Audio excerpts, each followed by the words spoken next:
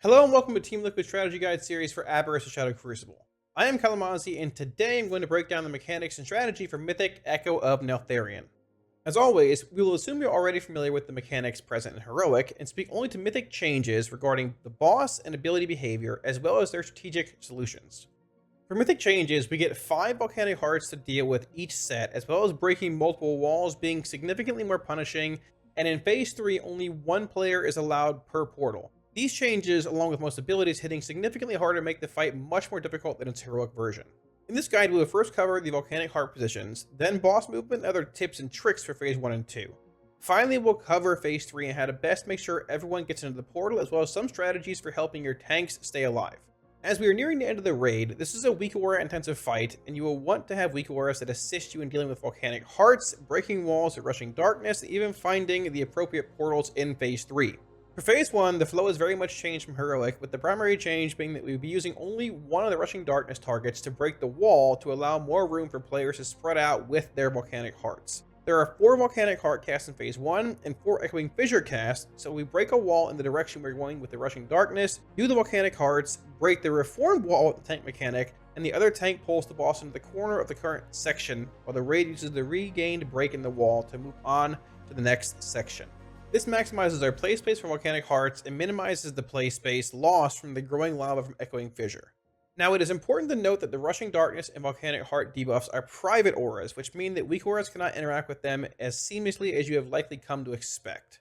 For Rushing Darkness, we can solve the problem of which 1 out of 3 targets should break the wall to enable our heart positions by using our weak aura that alerts the first player targeted by the boss for Rushing Darkness that they are assigned to break the wall. For Volcanic Hearts, we can solve the problem by using our list weak aura positions on this graph shown here. For this to work well, every player has to memorize the positions for each heart set, so when they read them their list and find their number in order, they know where to go. Alternatively, although it requires more setup, you can use a public weak aura that either displays positions with their numbers on your screen or shows your heart position for you. The latter requires every player targeted to press a macro to work and therefore has potential difficulties in both setup and execution. Whichever technique you choose to use, I highly encourage memorizing the heart positions and thinking about where you would move if you were to be targeted. This will reduce time overall to learn. I also recommend looking to use raid-wide speed increases such as Stampeding Roar and Wind Rush Totem when available. Returning to Phase 1 and summarizing the flow of mechanics, we'll be completing the Rushing Darkness break into Volcanic Hearts, into re-break with tank mechanic, into placing Echoing Fissures, into moving to the new area rotation 4 times before pushing into Phase 2.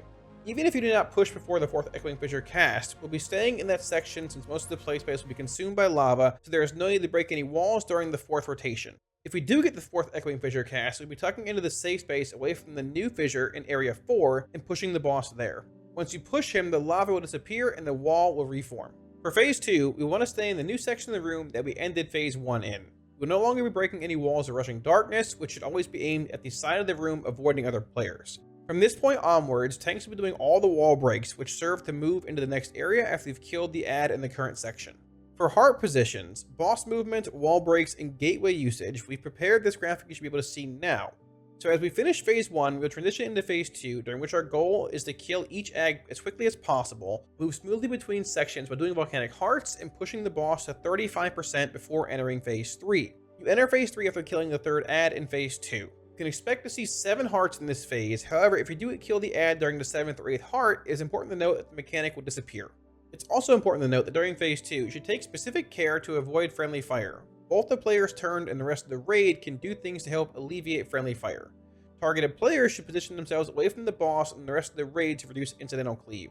The raid should be careful of hitting them with high damage cleave abilities such as Beacon of the Beyond, Secret Technique, etc. So in Phase 2, we will play 2 hearts in Area 1, where we end Phase 1. We will gateway to Area 2, which you can get hit by ground swirlies near gateway, so be careful of the timing. And in Area 2, we will play 3 hearts. After killing the 2nd ad, we will want to use raid-wide movement speed increases such as Roar and Wind Rush Totem to quickly move into the final area for Phase 2, Area 3. After killing the final ad, we will transition into Phase 3, which is entirely defined by the mythic change to the portal mechanic, where only 1 player will be safe from the Ebb destruction per portal. Now, there are intricacies to how portals work here.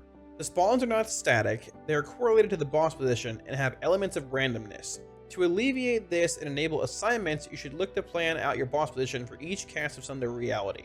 For this mechanic, you want to either use a public portal map assignment weak aura, or have a very sound strategy for people choosing which portal to look for. Either way, positions should revolve around these reasonings. Low mobility melee should be assigned to portals near the boss. Low mobility range should be assigned mid-range portals and towards larger clumps. High mobility melee and range should be assigned long range and more volatile portal areas.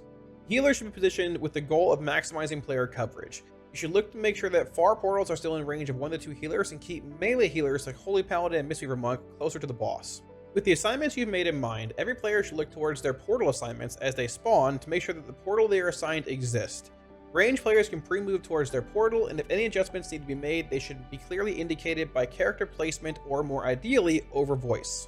If you're struggling with the exactness required by this mechanic, you can choose to immune a couple players to give yourself more leeway with the mechanic at a cost of increasing danger to your tanks, as the adds quickly become lethal if allowed to live and gain stacks of their ramping damage buff.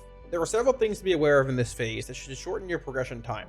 Firstly is that positioning the boss during Sunder Reality Cast is very important, as it correlates to the position of the portals that spawn onto the grid. By keeping the boss static across poles, you'll maximize the consistency and thereby familiarity of portal spawns. Secondly, the raid should use both aggro redirect abilities and positioning to assist tanks in acquiring aggro on recently spawned adds. It is easy for a healer or overeager DPS standing at range to be meleeed to death by new adds. This is easy to overlook, so make sure to avoid this scenario by returning to the boss after Ebon Destruction cast. This has the added benefit of increasing healing in the raid, which is doubly beneficial due to ramping nature of Ebon Destruction debuffs. This brings us to our third recommendation for Phase 3, and segues nicely into a dialogue about healing this encounter. Raid-wide CDs and personals should be used for each Ebon Destruction cast, as players will be standing in the portals, taking a significant hit from the cast resolution and taking from the stack of Ebon Destruction gained. In each phase, you have abilities that are very dangerous for the raid. In Phase 1, we have Echoing Fissure. In Phase 2, Umbral Annihilation. In Phase 3, Ebon Destruction. You should plan your healing and raid CDs around these events. In both Phase 1 and 2, players that are targeted by Volcanic Heart are in the most danger, while they have the debuff going into either Echoing Fissure or Umbral Annihilation. Even more so if they have stacks of shatter from the walls being broken. These debuffs should be tracked by all healers and their targets prioritized for spot healing and externals, while players that are targeted should plan to use personals in these scenarios. The actual hit of Volcanic Heart should no longer be very intimidating, as we are no longer stacking them. With that, we very much hope you found this guide useful. Please feel free to leave feedback or commentary below this video, and make sure to keep an eye on this channel as more guides will be coming out soon. Thank you very much for tuning in, and we'll catch you in the next one.